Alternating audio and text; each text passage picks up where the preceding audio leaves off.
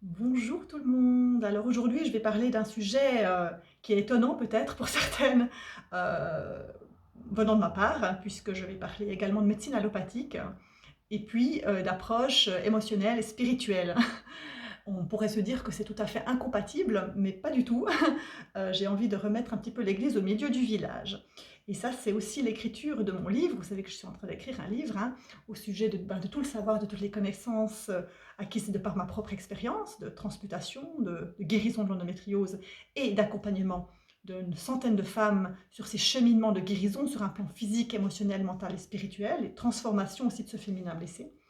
Et tout cela m'amène aujourd'hui vraiment un petit peu à reposer certains éléments parce que je les trouve vraiment essentiels et je les partage beaucoup avec les femmes que j'accompagne. Donc je vais vous faire le cadeau aujourd'hui de vous le partager de manière collective parce que je pense que c'est important, encore plus par les temps qui courent où les polarités, où la division se fait sentir de tous les côtés, dans tous les sujets. On le constate déjà depuis de nombreuses années là que malheureusement, tout cela est aussi soutenu par le mouvement collectif, le mouvement de l'ombre, qui veut qu'on se divise, qu'on polarise, qu'on voit tout blanc d'un côté, tout noir de l'autre. Bref, vous savez que j'ai travaillé très, très longtemps et je travaille continue hein, sur les causes profondes, sous-jacentes à l'émergence d'une maladie telle que l'endométriose, aux problématiques associées et tout ce qui peut se dégager de notre incarnation, des traumas, de notre histoire, de notre enfance, des blessures d'âme. Hein, je suis une guérisseuse d'âme avant tout, des blessures transgénérationnelles, etc. autour de ces problématiques. Et puis, du coup, j'ai aussi de par mon discours, par ma chaîne YouTube, par mes vidéos, j'ai attiré, magnétisé beaucoup de femmes qui sont comme moi sur ce chemin, on pourrait dire développement personnel ou dépouillement personnel plutôt, de conscience, qui se remettent en question. Donc, parmi mes patientes, il y a beaucoup de thérapeutes, de guérisseuses, de naturopathes, d'ostéopathes, de physio, de kinés, même de coach, etc. Donc voilà, j'ai beaucoup de personnes qui travaillent depuis de nombreuses années sur elles, qui sont remises en question, qui ont utilisé beaucoup d'outils, et puis néanmoins qui sont encore aux prises avec la maladie ou parfois avec différents symptômes associés, différentes problématiques émotionnelles qui sont liées à la maladie, puisque la maladie, comme vous le savez, en tout cas dans ma définition, ne se résume pas à un ensemble de symptômes physiques. Bref, pour ça, vous allez voir mes autres vidéos et vous lirez mon livre. Donc, bien souvent, ce à quoi moi j'ai affaire comme public, ce sont des personnes qui sont quand même très branchées médecine alternative et plutôt des personnes qui ne prennent pas trop des médicaments, qui n'ont pas trop envie de prendre la pilule, donc des hormones, et qui ne sont pas trop en accord avec ce que leur propose la médecine allopathique dans le cadre notamment d'une maladie telle que l'endométriose, hein, puisqu'il n'y a clairement pas en tout cas de possibilité de guérir voilà, grâce à une pilule magique, en tout cas pour l'instant, et je pense que ce ne sera jamais le cas réellement, pour être très honnête. Mais enfin voilà, il n'y a que des palliatifs, hein, puisque moi on m'avait bien dit à un moment donné, ben, madame, au vu de votre état, vous allez être opérée encore une quinzaine de fois et vous serez sous pilule à vie. Bon, ce qui n'est pas du tout arrivé, puisque j'ai arrêté complètement les traitements pour la petite histoire, j'ai complètement arrêté les traitements hormonaux à tout jamais, et puis j'ai plus jamais été opérée. Mais bon, bref, ça c'est mon histoire, vous la connaissez, sinon vous allez la redécouvrir. Ceci dit, souvent dans le discours des femmes qui viennent à moi, eh bien, vous êtes nombreuses, celles qui m'écoutez, à être dans ces démarches-là. Ce n'est pas une démarche mainstream, mais c'est quand même la démarche de plus en plus de femmes, et c'est très bien comme ça. Eh bien, dans cette démarche, on a envie un maximum d'aller libérer, guérir, et puis d'éviter la chirurgie, d'éviter les traitements hormonaux, etc.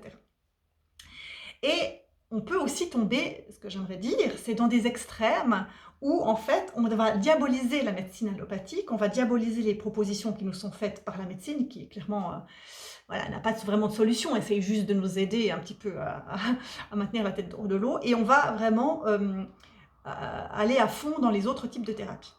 Alors, c'est bien, enfin c'est bien, en tout cas moi j'encourage effectivement à aller travailler, creuser la dimension causale, etc. Alors c'est pas moi qui vais vous dire le contraire, mais ce que j'aimerais vous dire c'est que nous sommes dans un monde de matière, un monde où, comme je l'ai expliqué dans une vidéo précédente, eh bien la matière, la densité est parfois lente et difficile à transformer.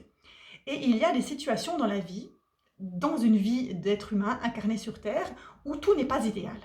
Ok. Nous ne sommes pas dans un monde idéal, nous ne sommes pas dans un monde de bisounours. Dans un monde idéal, il n'y a pas besoin de recours à la FIV, il n'y a pas besoin de recours à des traitements hormonaux, il n'y a pas besoin de chirurgie, etc. Parce que dans un monde de paix, dans un monde d'harmonie et de conscience, les êtres sont en bonne santé et vivent en harmonie avec eux-mêmes et le reste du monde. Ok. Mais nous n'y sommes pas. C'est comme ça, et ça va être comme ça encore le temps de notre incarnation et encore probablement un certain temps sur Terre. C'est une réalité. Du coup, par rapport à la dimension médicale, ce qui peut arriver souvent, c'est que je rencontre des femmes qui sont en conflit interne entre le fait de prendre ce que leur propose la médecine allopathique, par exemple des traitements hormonaux, ou bien de recourir à la chirurgie. Et il y a un non qui s'oppose de manière extrêmement ferme. Et parfois, du coup, ça génère encore plus de souffrance. Moi, ce que j'aimerais te dire aujourd'hui, c'est qu'il n'y a pas une réponse qui est juste. Ni Emmanuel, ni aucun autre, que ce soit un médecin XY ou un thérapeute, ne pourra te dire ce qui est juste et bon pour toi.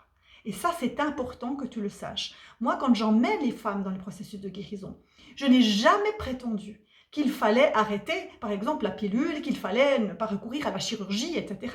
Moi, je ne diabolise pas la médecine allopathique, elle m'a sauvé la vie à un moment donné. Grâce aux antibiotiques, je suis restée en vie. Et grâce aux interventions médicales, je suis restée en vie. Donc, je ne la diabolise absolument pas. Par contre, j'ai conscience de ses limites. C'est-à-dire que la médecine allopathique est excellente pour ce qui est de la médecine d'urgence, elle est excellente quand tu te casses quelque chose, elle est excellente pour diagnostiquer, enfin, voilà, plus ou moins. La chirurgie est excellente. Par contre, pour tout ce qui est médecine, disons, traitement, on dira, des problématiques plus complexes, elle est à la préhistoire. Ça, c'est évident. Par contre, il y a des moments dans la vie où parfois, on a besoin d'un petit coup de main dans la matière. Alors, on va peut-être venir chez Emmanuel, libérer les traumas, les mémoires, etc. Il y a des choses magnifiques qui se passent dans la vie, il y a des libérations, il y a des guérisons, etc. Et puis, il y a encore des dimensions, peut-être, qui ont besoin d'être transformées. Et parfois, le recours à un traitement, disons, hormonal est nécessaire pendant un certain temps. Moi, j'ai pris la pilule pendant certaines périodes de ma vie parce que sinon, je n'aurais pas pu vivre, tout simplement. Et parfois, un traitement hormonal va permettre, tout en cheminant en conscience sur les causes inconscientes et de l'âme, d'avancer, de gagner du temps. Okay. Tout comme la chirurgie peut être un moyen de la matière pour t'amener à une guérison définitive et complète. Mais attention, tout est question d'intention. Pourquoi le fais-tu? Si tu vas te faire opérer en remettant ta vie et ta santé entre les mains des chirurgiens, en pensant que ça c'est la solution, eh bien souvent, ça ne va pas marcher. C'est pour ça qu'il y a sans arrêt des récidives, c'est pour ça qu'on dit que ça ne fonctionne pas et qu'il faut sans arrêt se faire opérer. Par contre, si tu es dans cette démarche de conscience et que tu poses l'intention d'être le maître dans ton royaume, d'être celle qui va être maître de ton processus de guérison et que tu vas, quoi qu'il arrive, être celle qui sait et qui sent. Et c'est tout le propos du travail que je propose, c'est que tu te reconnectes à qui tu es et ce qui est juste pour toi. Et bien là, pourquoi pas parfois, dans certains cas, recourir à de la chirurgie, mais comme un moyen juste d'accompagner un processus qui est intérieur. Et c'est complètement différent. Tu ne leur remets pas ta vie, ta santé entre les mains, tu leur laisses faire la part du job qu'ils peuvent faire, ni plus ni moins. Tu n'attends rien de plus, tu n'attends pas le Saint Graal de la part d'un médecin qui n'a pas connaissance de ce qui se passe en toi. Toi seul peux le savoir. Donc tu vois, la prise de responsabilité, elle est là. Là, ta marge de manœuvre, elle est là. C'est dans ce cheminement personnel. Et ce cheminement, il ne se fait pas en un jour, comme ça. C'est pour ça que souvent, on a besoin d'être accompagné là-dedans. Moi, j'étais aussi perdue à certains moments. Je me suis fait accompagner, etc. J'ai guéri, j'ai douté, j'ai fait des erreurs, je suis revenue. Ok.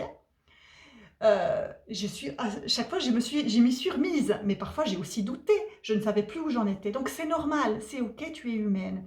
Mais à un moment donné, c'est important de sentir où en es-tu.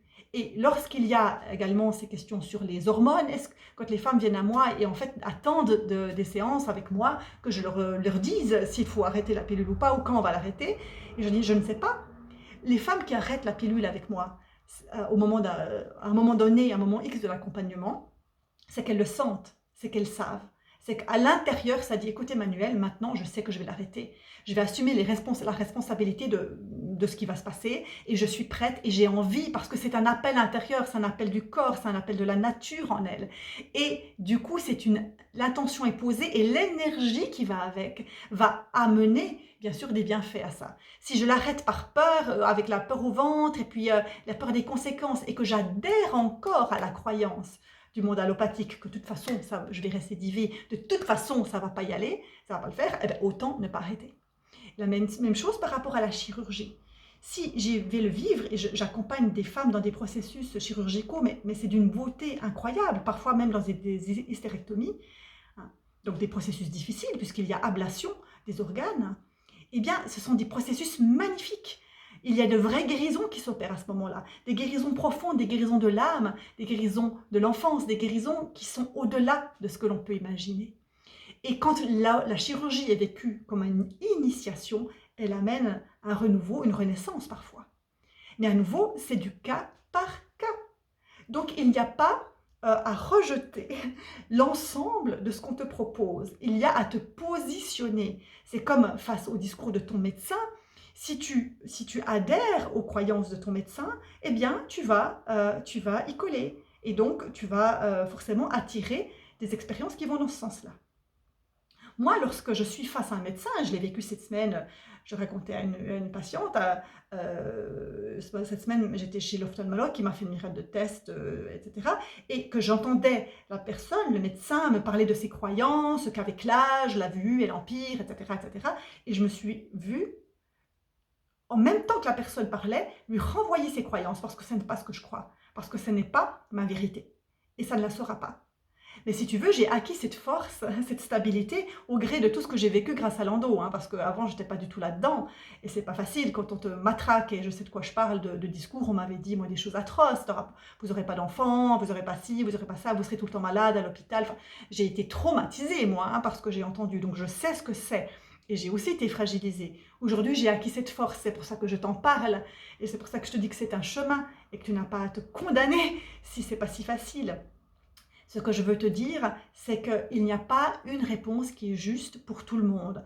Parce que parfois, je rencontre de la souffrance chez les femmes qui s'obligent à endurer justement certaines choses parce que si elles ne vont pas vers l'alternative, si elles optent quand même pour la chirurgie ou les médicaments, c'est qu'en fait, elles ne sont pas dans leur féminin sacré, qu'en fait, elles rejettent leurs organes, etc. Attention! Attention aux dérives du New Age sur ce qu'est le féminin sacré, sur ce qu'est une guérison. Non. Qu'est-ce que je sens? Qu'est-ce qui est là au fond de moi? Qu'est-ce qui sonne juste pour moi? Et ce qui sonne juste pour toi n'est pas ce qui sonne juste pour ta voisine. Tout simplement. Et ça, c'est à toi d'aller le chercher. Personne ne pourra le chercher à ta place. C'est pour ça qu'il n'y a rien à rejeter. Dans le fond. C'est comme les fives, etc. Qu'est-ce qui est juste pour moi? J'ai pas de réponse absolue. Et j'ai suivi tellement de femmes et j'ai vu tellement de cas différents qu'au fond, je peux te dire que pour une femme, ça va être juste et pour l'autre, pas du tout. Et pourquoi? Eh bien parce que ce sont deux êtres complètement différents, qui ont des vécus différents, qui ont des âmes, qui doivent expérimenter des choses différentes dans la matière. Ce sont que des expériences. Alors il n'y a pas juste un chemin de confort qui serait agréable pour tout le monde. Non, la vie n'est pas là pour être confortable, elle est là pour nous initier, pour nous apprendre, pour nous faire évoluer, tout simplement. Voilà ce que je voulais te dire pour aujourd'hui. J'espère que ça peut t'apporter quelque chose. Si cette vidéo a apporté quelque chose, n'hésite pas à la liker, à t'abonner à ma chaîne et puis à la commenter ou à la partager. Voilà, je vous embrasse toutes et puis je vous dis à une prochaine. Namasté.